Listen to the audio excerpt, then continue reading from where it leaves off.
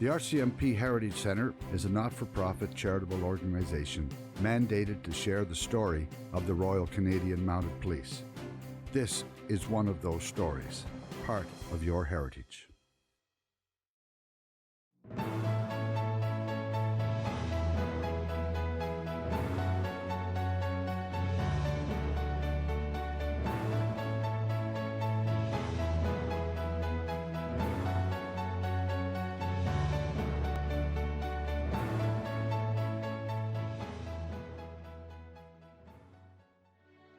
Well, I come from a small northern community called La Ronge in Saskatchewan, and I am a member of the Lac La Ronge Indian Band, so I was actually raised on the reserve there, which sits adjacent to the town of La Ronge. And I went to school there for the most part. I did spend 4 years in Prince Albert going to school, actually residential school, and returned to La Ronge to finish high school. And of course, during that period, as would any young person, I guess, reflect on what you want to do afterwards. And because of where I was raised, there wasn't a lot of opportunity to see or interact with, I guess, what we would term professionals. Certainly, we saw or interacted with teachers in a very positive way, quite frankly. For me, I quite enjoyed school. And nurses and doctors that you once in a while had to visit the hospital or the clinic. The conservation officers were very prominent, working in the north. And the RCMP, very visible. And so I guess as I went through high school thinking about, what do I want to do, I really had to depend on myself, but also more so the teachers, because they actually encouraged me to go on to further my education. And I actually did. I took the plunge and went to university in Saskatoon, which was a major step for me because I'd never really lived, I guess, as an adult or on my own, particularly outside of La Ronge. And going to the big city of Saskatoon was very foreign. And although I did okay, during that year of university, I decided, I guess really is the way to put it, that I needed to get out and work and start making a living for myself because there was nobody else that I could really depend on.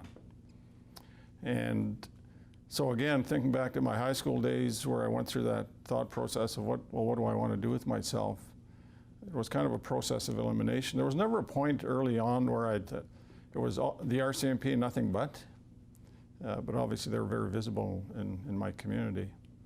And so it was kind of a process of elimination and finally settled on the RCMP. It was, so I thought I could do that and work in the communities and thinking it would be the north. And so I put my application in and worked through that process. And it was taking some time, and the recruiting person had told me that, it's going to take a year, maybe more, and suggested that I go back to university. And so I actually registered for a second year in Saskatoon, and lo and behold, a week before I'm to travel back to Saskatoon, I get the call. And it was a month, actually almost the day. Can you be in Regina on October the 5th? This was 1976. And I said, yeah, I suppose I could be. So that was the start of my journey. And I traveled down by bus from La Ronge to Regina and was met by a member who took me over to, I think it was called the Derrick Building in downtown Regina, where I was sworn in on October the 5th, and then driven to depot, and that was the start of training.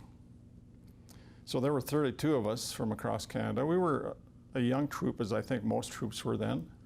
There were 6 of us that were only 19, and the oldest, I think, was 28. There were 32 of us, and all of us finished, actually, which was a little unusual because usually the troops lost 1 or 2 people. And so the training started, and I quite enjoyed it in the sense that I think the structure appealed to me. Everything was very organized and scheduled, and I liked that. I really felt comfortable with that. And I often thought later on, just as an aside, that I wondered why I was so comfortable with it, because in the environment I grew up, it was really not really structured in the sense that everything was on a schedule, even meals or what we did at home. It was, I mean, we did everything we needed to do, but it wasn't, as I would think today, as being kind of a structured home environment. And so, you know, thinking about it, I thought, you know, why is that? And I actually, I guess on a more serious note, I reflected back on my experience in the residential school. It was actually very similar in the sense that there were probably 30 of us young boys that were in a dorm. All had our own little bunks. We all had to contribute to cleaning the floors and looking after the dormitory. And going to that point, people say, well, that's a big leap. Well, it is, but I mean, in terms of just that overall structure and how things were organized, yeah, it was very comfortable for me. So anyway, 32 of us from all over Canada. I was one of 2 First Nations people. The second fellow was from 6 Nations in Ontario, Glenn Lickers, who actually now is the chief of police there. And yeah, I really enjoyed training. The academic side was never a problem. The physical side, I grew to love. Just enjoyed every aspect, from swimming to running to self-defense. But I guess it was, I say I was very comfortable with it, but at the same time it really opened my eyes to the rest of Canada, because now you're interacting with people that I would never have had the opportunity previously, particularly in La Ronge, to interact with people from every corner of Canada. Some French cadets who had some difficulty with English, you know, getting to relate to people in those types of situations. People from Newfoundland, it was amazing. I was quite amazed, actually. And I was also amazed at how quickly we came together, even though we were from different parts of the country and different backgrounds. It really was quite the thing to see how we came together as a troop and worked together, supported each other, and yeah, like I say, all of us were successful. Yeah, it was a great experience, actually. And surreal in the sense, too, that I guess part of the structure contributed to that feeling, and not knowing where it was going to lead us. Of course, I mean, we talked, and the recruiter, when I was applying, talked about the possibility of going anywhere in Canada, which I was always open-minded about that, but you know, it's not until you start to go through training and come near the end that you start to realize that, you know, the potential, the reality of that happening. Because relating back to my own experience with police and seeing how they worked in the community, I always thought I'd be going back to the north. And partway through training, we were told that no, you wouldn't be going back to your home province. It was kind of a period where that wasn't allowed. But then at the end of training, when the postings came out, here I was. I stayed in my home province and went to Indian Head Detachment on the Trans-Canada, which in of itself was, again, foreign, because here we are on the prairie, farming country, and you know, I didn't know the difference between one cow or the next, or the type of crop that was out there was all wheat to me, and they were all cows. You know, I didn't know the difference. Yeah, they were different colors, but again, you know, I was very much intrigued by that. I'm very curious by nature. And when I see something I don't understand, I'll delve into it, and, you know, to gain that understanding, and that's always been there. And so I learned the difference between Herefords and Charolais and Black Angus and red face and white face and barley and oats and wheat and all of those things. And it's like a tremendous learning experience. And people, well, it has nothing to do with policing. Well, it certainly does, because it's about learning your environment, right? And I quickly recognized as well that you have to know your environment to be effective. And that includes the people that live there and work there. So it was quite a learning experience, yeah.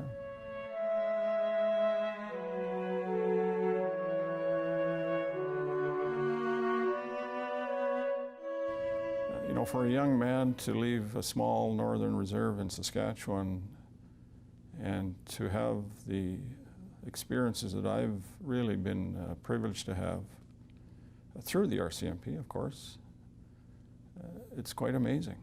You know, to think that one day, leaving that small reserve, that I would be the commanding officer of an RCMP division. I never would have dreamed that. Even, you know, through my career, I never would have thought that would be a place that I would end up at. So it's been tremendous, and of course there's a lot of factors to that. I think one of it is my own sense of adventure, really, willingness to take advantage of opportunities that presented themselves. Knowing that the force, as I got to know the force, I mean, initially it was uniform policing, right? Frontline policing, that's all I knew the RCMP to be. But right from training, as you know, I learned what the force had to offer. It was really an open door to so many opportunities, whether it was different jobs, working different regions of the country, around the world, literally. And I experienced much of that, and I'm still amazed, quite frankly. It's like, how did that really happen? And it's been great, tremendous, and certainly challenges in terms of the movement, moving family around, going into new environments, new jobs, higher levels of responsibility.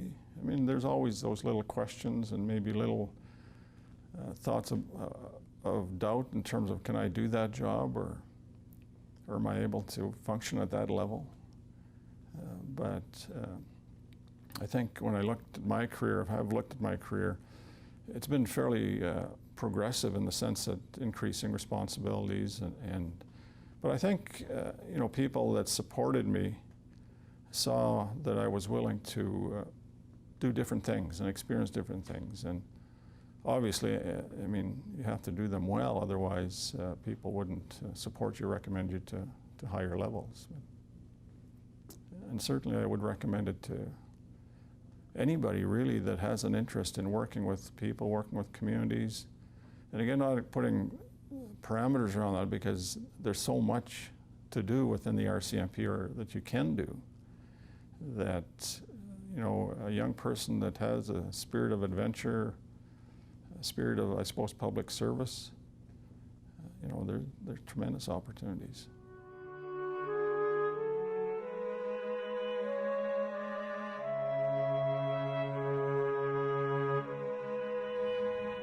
You know, because of the work, I mean, you know, first being on general duty detachment and all the little successes, whether it's finding bad guys or solving a crime. Early in my career, I was on highway patrol, and I solved a hit and run where a farm truck had run over a cyclist. And when we got on scene, there was just a cyclist in the ditch. Of course, a crumpled up bicycle, and it took a couple days, but I was able to find out who did it and then put the file together, and he was convicted. So it's, you know, it's kind of like that, things happen, and then all of a sudden you say, oh, geez, you know, that was pretty special. And getting into the dog section, because it was very popular back then, and the mere fact that you're able to get into a specialized unit, right? And then, yeah, and then the journey I described, I mean, to me, if it's not so much as one individual kind of situation, as a collective, right, of the whole career, the whole journey, as I would say.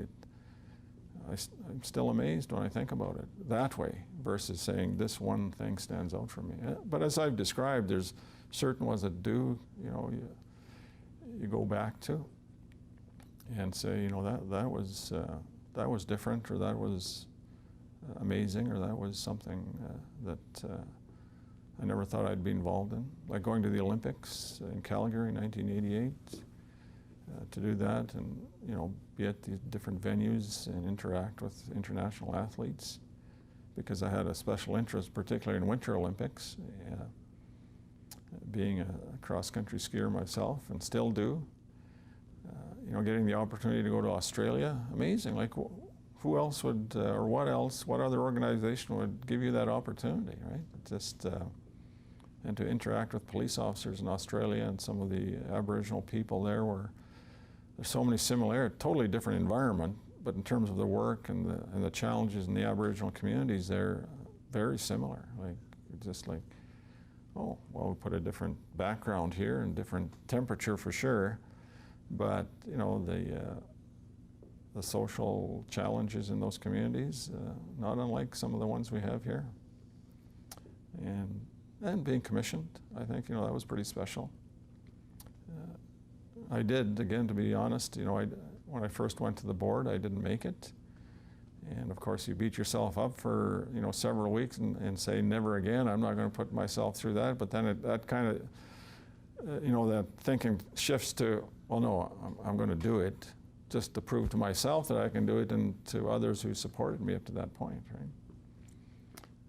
So that was pretty special. But that brings another thought that highlights for me the tremendous support I've had by certain people, you know, at key times in my career.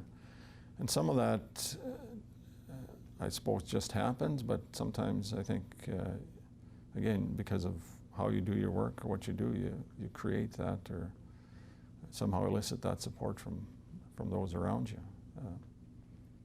And that's been amazing, just the people that I've worked with, generally speaking, but you know, in terms of getting to where I am, it's that support at key times, key intervals during my career.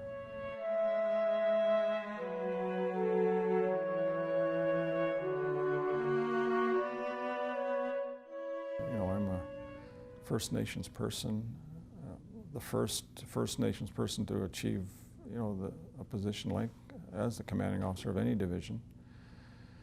And I mention that because throughout my career, that's always been a part of me.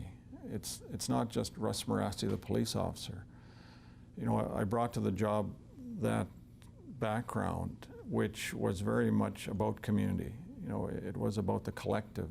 When people talk about First Nations people in reserves, there isn't always a full understanding of what that means. But to me, you know, it's a where people live together for a purpose, really. And if you go back generations, about survival, right? But it's about that supporting each other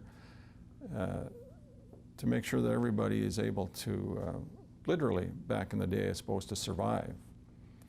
But that kind of thinking was always a part of who I was in terms of how do I support people? How do I support not only members, but community people? How do I contribute to making that community better? And fundamental to that as well is, I think I've always had the ability to think beyond just reactive policing, which is an essential part of what we do. People pick up the phone, call, of course we have to respond, right? You know, to kind of keep the peace and make sure things don't go out of control. But it's that sense of, or thinking of, you know, what happens 10 years or 20 years or into the next generation? How can I contribute to that? But that didn't come right from day one. I mean, some of the characteristics I brought to that thinking were always there, but it was, as I evolved, I suppose, as a member of the RCMP, that became so much more of who I was and how I thought and how I could contribute. So I always thought beyond just that immediate arrest or immediate solving of that crime. And it was about community and more recently about how do we better engage community, because at least I thought early on in my career that the solutions really lie within the community. Not 100%, I mean, we still have to contribute, do our part as to other agencies within a community, but truly to make a community better, it has to come from within. And that's always driven me in terms of how then do I engage, how do I interact with people so that, you know, we can work towards that change that everybody wants. So, and that fit in well with, you know, the term community policing. I mean, that's always been part of our lexicon, but I don't know that we've operationalized it to the extent that we needed to.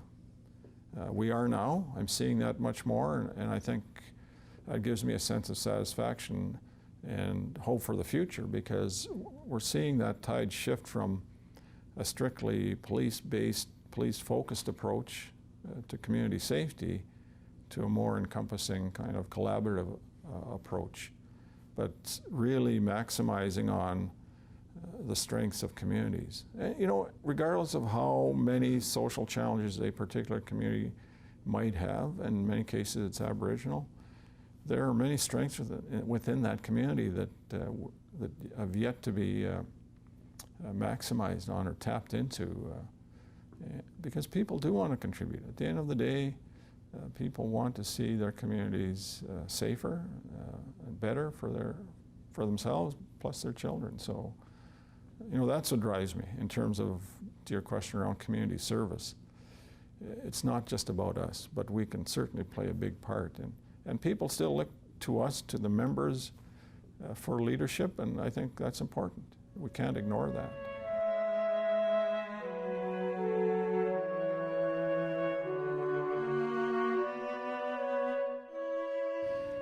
I've got a little philosophy I've developed over the years, and my kids laugh at me when I say it. It's like, do your job. You know, it's a very simplistic statement, but that's, you know, that was kind of always my personal mantra. You know, regardless of what was happening, it was like, do your job. But anyway, getting a little off track, in terms of being Aboriginal, positive or negative, mostly positive, absolutely. You know, going, well, actually, even when I was being recruited, you know, it was kind of a bit of a funny story, because when I first talked to the recruiter, it was over the phone, and I told him who I was, and, you know, I was going to university, and, you know, I was Cree belonged to the Lac La Ronge Indian Band. It was my first language. I spoke, you speak Cree? You actually speak Cree? Absolutely. That was my first language. And I didn't think anything of it, but he did, right? Not that there hadn't been Aboriginal members in the force before me, but not many.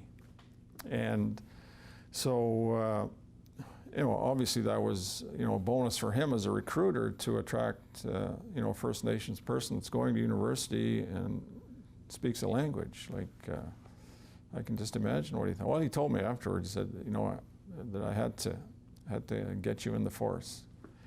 And so, you know, positive in terms of my postings, although it didn't necessarily help me in terms of language, because I went to Indian Head, which, and Carry the Kettle First Nation is within the detachment area, but they're Sioux or Nakota.